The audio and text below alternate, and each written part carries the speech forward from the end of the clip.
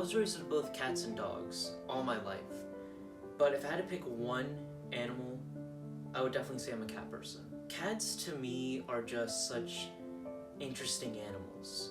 Like, some of them could be the sweetest things you've ever met, or they could be the most grumpy, feisty, bitter animals you've ever met. And that's so interesting because it reminds me of myself in a way. My family has come from a long line of people that have loved animals. My grandfather immigrated from Peru and became a vet. My grandma was his nurse, but then as she got older, she just merely helped feeding her stray cats. My mom, dad, and brother love animals, and then there's me. So I started helping my grandma feed cats when she needed help because, as people get older, they need help from their grandson. And I helped her feed her local neighborhood cats. And it was very interesting for me, just seeing all the cats. Whenever she needed to name a cat, she asked me, and I always thought of such a funny name. But then, out of nowhere, in August of 2020, I decided I'm gonna feed my own cats in my neighborhood. So all I did was just leave a bowl of dry cat food in this parking lot, and then all these cats came. Big Head, Tyrone, Princess, Brown Sugar, and then Charlie. Charlie's very special to me. He was this little orange kitten I found one day, actually on September 1st. Found him on September 1st, and he was this most adorable thing I've ever seen.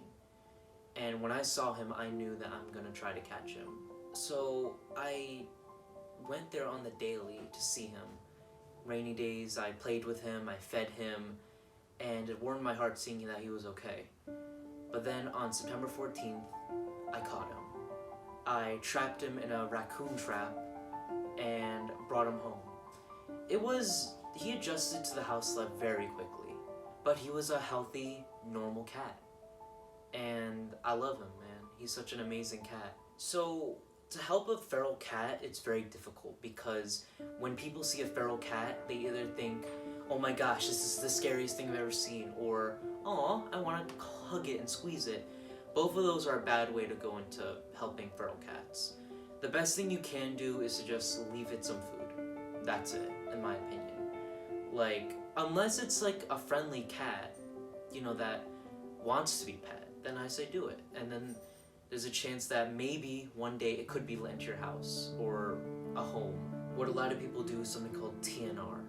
We have people that volunteer to go out the night before a clinic, so they go out on a Saturday night, they set out traps in areas that they know have a feral cat population that have caretakers, meaning that they'll provide food, water, some form of shelter, and potentially medical care if anything bad were to happen to the cats. The males get castrated and the females get spayed, so they're unable to reproduce. They're recovered, they get their vaccines too, and then they are re-released back in the same environment from which they came if it is a hospitable environment, i.e. there's a caretaker providing for them. And that's how I caught Charlie, actually. I used that method, but instead of returning him outside, I knew he was gonna adjust to the house life because it's best recommended to adopt a feral kitten when they're at least 8 weeks old. And I thought Charlie was like 6 weeks old. And he ended up being a house cat in the end, and he loves his life ever since.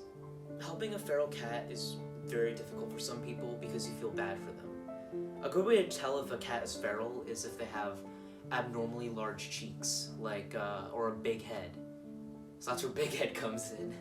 So Big Head was this cat I just met while I was feeding Charlie, and he was a very interesting looking fella. He was this definitely old, weird cat that followed me home, and I fed him every day, and then eventually let him in the house around November, and he never left. He still lives with me today, and I feel like he's slowly turning into a house cat. But, he's old, and I don't know how long he has left. But hopefully, he's happier in here, and I feel he is.